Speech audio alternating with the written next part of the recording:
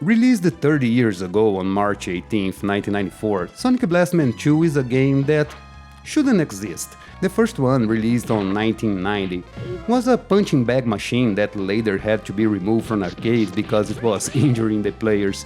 The second time the game appeared was a single-player beat-em up for the SNES in 1992, repeating the same mistakes Capcom made with Final Fight almost 2 years before. Despite that, Sonic Blastman 2 was released with a lot of improvements when compared to the original. The game was a huge step up, and today we will discuss what title did right and wrong with this one. But before all that, hi, I am Savino, and welcome to the Flying Kick channel. Sonic Blastman is, to put in a few words, a strange game with a strange story. As I said in the intro, it started as a punching bag machine on arcades, I don't know what you guys call those in English, where you have to punch a bag 3 times to defeat a specific enemy on the screen. A pretty simple concept that later cost Taito a few $1,000 for not reporting to health authorities repeated cases of injuries from their customers. After that, Sonic Blastman became a character in one of the most boring beaten-ups on the SNES. It wasn't a bad game, it had good graphics with large sprites and a nice and fun set of moves and the most stupid special ever conceived. But the game was a slog to play, and being single-player only in 1992 didn't help it either. 2 years later, Taito corrected itself with a sequel for the SNES, but it wasn't exactly a hit back in the day. In that same year, in 1994, Sonic Blastman also got a new arcade game, similar to the original one, but safer for the customer's hand, called Real Puncher. It would need 16 years before he appeared in a sequel, Real Puncher 2, to never be seen again. Sonic Blastman is one of those games that really didn't get much attention back in the day. Details of his conception and production are scarce, and even the press coverage from back in the day was little to known. From the first game, the only thing I could find was a small guide from Nintendo Power which, to no one's surprise, praised the game comparing it to Final Fight. The comparison is fair, although even with its flaws, Final Fight was a way better game. The second game also received little to no cover. I was able to find one of those tiny reviews EGM used to make, and they were pretty happy with the game they played. It's a pity that so many games seem to have lost their entire history, and to be honest, I believe even the games would be lost too if it wasn't for emulation. I mean, if I'm not mistaken, both games were never released anywhere else, not even on the Wii Virtual Console, which had a bunch of more obscure games. The story in Sonic Blastman 2 is weird, to say the least. It has nothing to do with the first game, and frankly, it has nothing to do with itself either. The story starts with an extremely powerful alien called Yafu, who doesn't like humans very much, deciding to destroy the human race for parasitizing the planet. So far, so good. I mean, he wouldn't be the first to try, but the thing is, what happens in the intro has little to nothing to do with the rest of the game. In the cutscene, you can see a beam of light destroying a city, and your first mission is to rescue the president. Okay, makes sense, he destroyed the city and kidnapped the president. But when finished the mission, you don't rescue anyone. So you think this must be my entire mission. Alright, sounds good. But then, on your second mission, you have to rescue a pilot in a plane. And again, you don't rescue anyone. The story in this game is just a bunch of random plots stitched together with spit and gun because nothing makes any sense. Even after beating the game, you won't find anything related to the rest of the story. No president, no pilot. At least, you destroyed Yuga and his base, which is consistent with the plot, I guess. Sonic Blastman 2 took by heart the idea that all the plot you need in a beat'em up is a small motivation to beat everything in your way, despite making sense or not. Graphically, Sonic Blastman 2 is okay, I guess.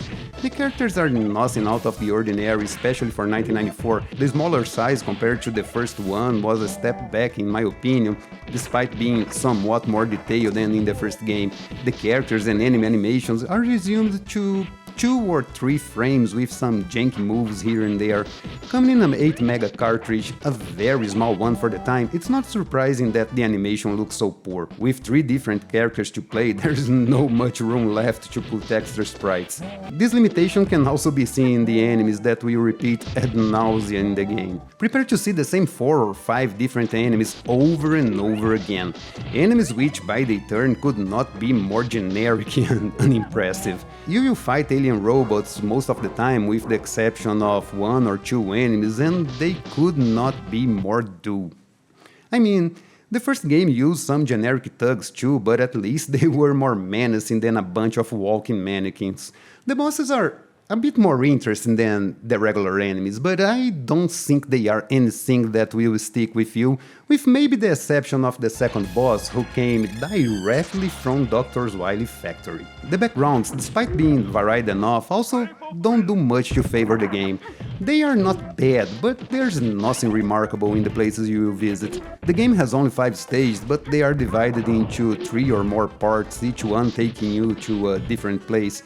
The classic city streets, a cave, a forest, a pier, and the top of a plane. There is indeed a lot of variety here, which is impressive for a game this size, but the quality of these backgrounds is not what you would expect in 1994. Yeah, there's some sweet parallax scrolling in most of them, but aside from that, nothing is interesting here. As I said, they are not bad, they are just boring. When it comes to sound design, well, you can expect here the same quality you have with the graphics. There's nothing inherently bad, but there's also nothing that will stick with you. Again, having a meager 8 megs, you can't expect too much variety here. The sound of your punches are okay, they have that crunchiness that you would expect, but they are a little muffled thanks to the low quality of the samples to save space. There are some grunts from you and your enemies, and as with the punches, they are on the low quality side here. And you can expect to listen a lot of all the time. There is nothing much to talk about the sound effects here because honestly, there aren't many sounds to talk about. The impacts of all your characters are the same as is with the sounds of your enemies attacking you.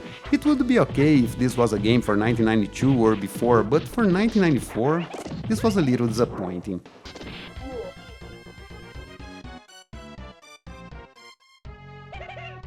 And disappointing is the name of the game when talking about the OST too. Unfortunately, title didn't pick a good selection of tunes here. They are not bad, but this seems to be a recurrent theme here. They are as dull as stale bread. The game actually has fewer songs than levels, and in the last level you will be hailed by the first tune from the game again. There are, counting with the title screen, player select and game over, 11 tunes in the game. Their quality is debatable, they are not bad compositions, but they really don't fit the game very well. They sound good enough, and I believe that's one reason the game has one song less to save space and keep the quality of the tune acceptable. In general, they are a better fit for a platformer or an adventure game, but not for a beat'em up. Check out a few tunes and tell me what you think.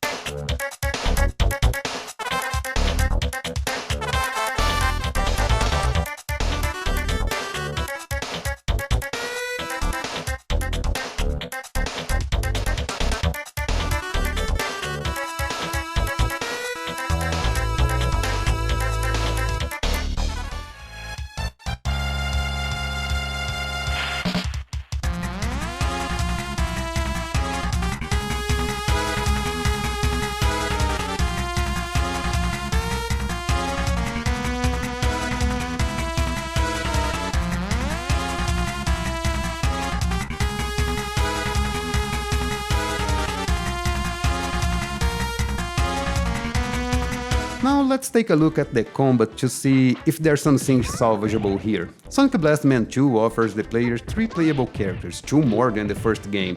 You have the titular hero, who plays here as your all-around character, good reach, good strength, good speed, and probably the easiest character to beat the game with. Captain Choweir is your powerhouse with stronger moves and a very big reach but very slow.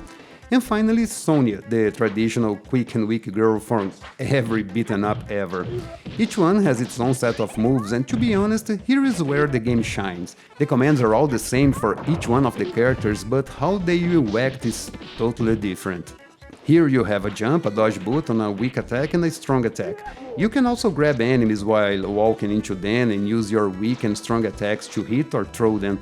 Despite not having complex combos or juggles, you will be able to mix your attacks to unleash more powerful strikes on your enemies. Actually, you will be able to kill most of your basic enemies in one combo sequence when using weak and strong attacks in the mix, but that's not all you can do. You also have a sort of defensive move that you can unleash by pressing down, up, and both weak attack and jump together. This move costs you nothing and you can use it as you wish, although its execution demands a bit of precision, so you will miss a few times before really getting the hang of it. You also have two special attacks that you can unleash by pressing one of the shoulder buttons and combining it with your weak or strong attack. But here, you don't have a special bar, nor your attack will drain your health. You have these points that you can see right here. You start every life with 5, but you can find an item that can raise this number in the levels. But don't count too much on that because the chances of finding it can be a little slim. I will explain it a bit ahead. Every time you use the weak special, it will consume 1 point and 2 points when using the strong special. I recommend you to keep an eye on your life gauge, because as I said, these points will reset if you lose a life, so if you're about to die, don't let the remaining points go to waste and use them immediately.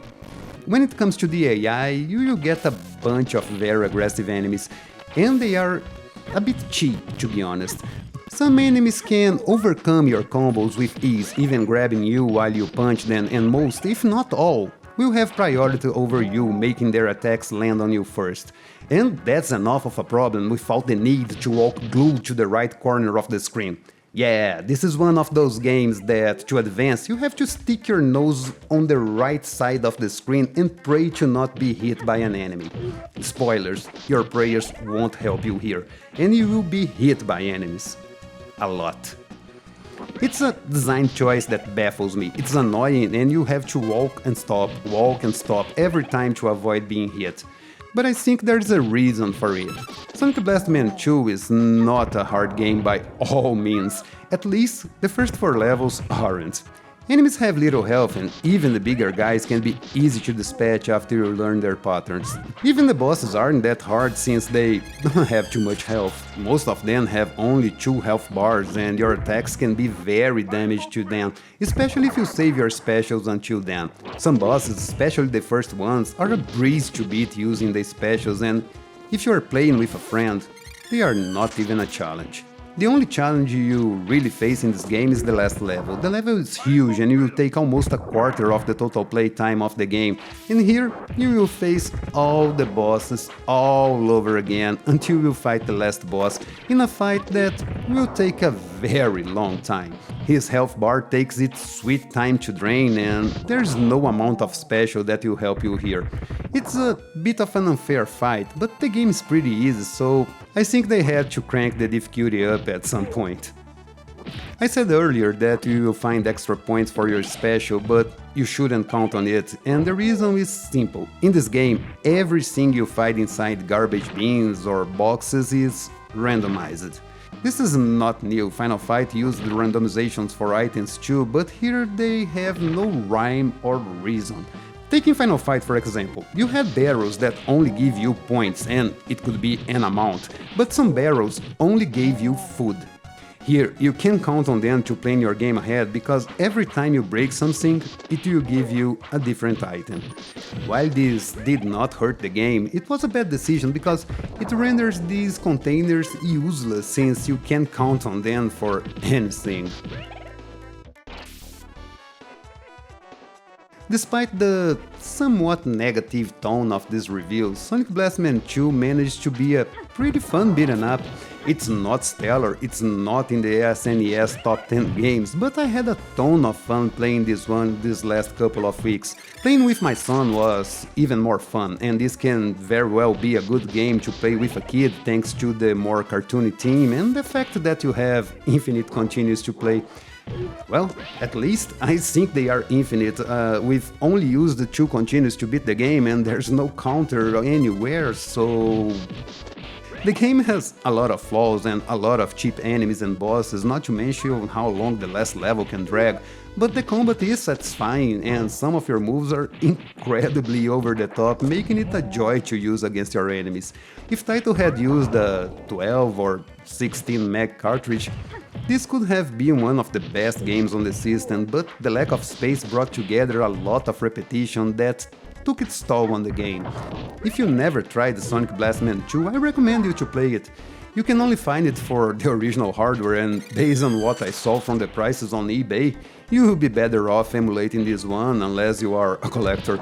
Despite it being a very fun game, I don't think it is worth what people are asking for a CIB or even a loose cartridge, so yeah, you know what to do. And that's it for the video. I hope you guys enjoyed this look on this overlooked SNES game. I will be back this Friday with another review from a gorgeous open board game, and meanwhile, I hope you all have an awesome day, and remember, keep it up.